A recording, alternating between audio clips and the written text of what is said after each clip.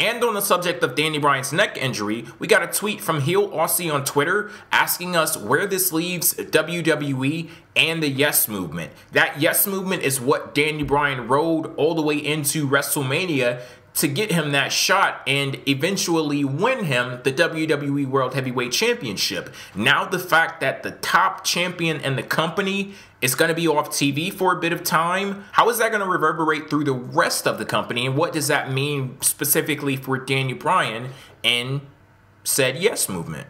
The Yes Movement goes on the shelf where it belongs. Okay, Triple H. I stole the words right out of my mouth. Yeah. Obviously, everything that's happened to him this month, it's not his fault at all. You know, his father's passing. Then we have this whole injury thing.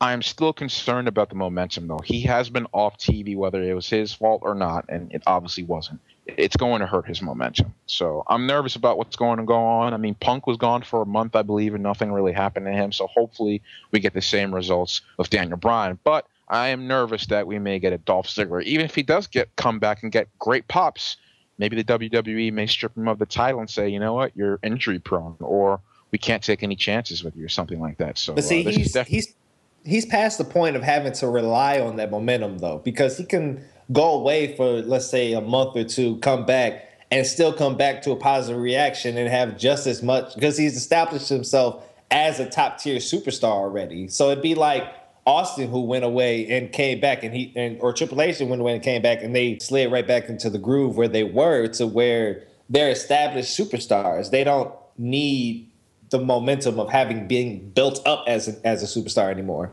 David, I think that you bringing that up is you still not being able to accept the fact that Daniel Bryan has made it to that top tier in WWE.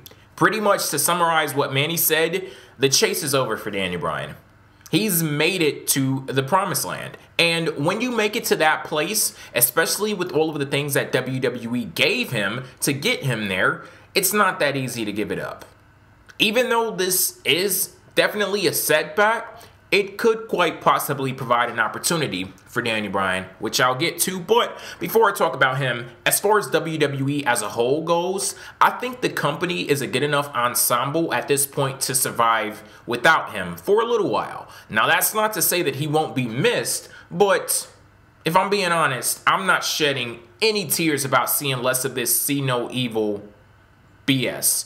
And with that being said, let me preface my comment by saying this. I will never wish injury on someone, but the fact is Daniel Bryan is injured. Daniel Bryan will have to take time off. Now that we've arrived at a point where we have to accept that as the reality that we live in, this time off could be used to give the Yes Movement a much needed pause. Daniel Bryan is great and all, but what's been happening with Daniel Bryan, unfortunately, has not matched up to that. Before I knew what the promo was going to be about on Raw, I actually groaned when I saw him come out. Because I was thinking, here's Daniel Bryan. You're one of those people. No, listen. You see, you gotta judge by what you see on TV, not what he's been in the past. Exactly. And the thing is, the storyline, I don't like the storyline. I saw Daniel Bryan, so I automatically assumed that Kane, the hokey-ass hot mess, he probably isn't too far behind. That means that I have to see more of this stupid-ass storyline. There is a sense of fatigue there that may not necessarily be Daniel Bryan's fault, but he has no choice but to own it. He's involved in it. It's his storyline. I mean, this is an extremely unfortunate situation for him personally, but this yields to an opportunity for an enormous silver lining and getting him off TV and getting people rejuvenated about the idea of having him on top. Yeah, because I listened to that crowd reaction, and it was so funny because he said, so this is what it feels like to be John Cena. I think he was referring to the fact that he was getting a mixed reaction from the crowd. He got a mixed reaction? Yeah. Yeah, you didn't hear it? I was too busy doing my own Yes Chance. Jesus. What a mark. I want to ask a question, though, because, Jay, you said that WWE can survive without Daniel Bryan, which I absolutely agree with. But do you think they can survive without a world champion? Because that's what I would like to see, is those titles not be taken off of him because other people we don't need it anywhere else right now. And that's where it serves its purpose and it can come back. Do you think they can live without that for a month and a half? See, honestly, I'm that type of person that seems too long to me. That does. A month and a half of your champion not being able to compete. It doesn't matter whether it's Daniel Bryan in that position or my fucking favorite wrestler of all time, Triple H, in that position. A month and a half as champion. Like, I appreciate WWE for showing that confidence in Daniel Bryan to say, you know what, we're going to wait for you. We're going to wait until you're okay. Then we can plant you back into your position at the top of the company. I like that they have that confidence in him, but I wouldn't like it if anyone was in a position to be gone for a month and a half and still hold a title throughout all of that time. Should have recorded some backstage segments of him doing something like maybe fighting somebody. Not too physical, obviously. I mean, implied violence, like what they did when Kane dragged him out. Can we please keep Daniel Bryan in backstage segments? Like, no. I've seen enough of Daniel Bryan in backstage segments. If he can whoop people's ass every week, why isn't he in the ring? But that also brings up the discussion of then who, because you look at the trickle-down effect on the rest of the roster. What would be the most popular feud right now? What would be the centerpiece of the company right now that leads to Shield and Evolution? And that also leads to a trickle-down effect on someone who I don't believe is ready to hold the world title yet.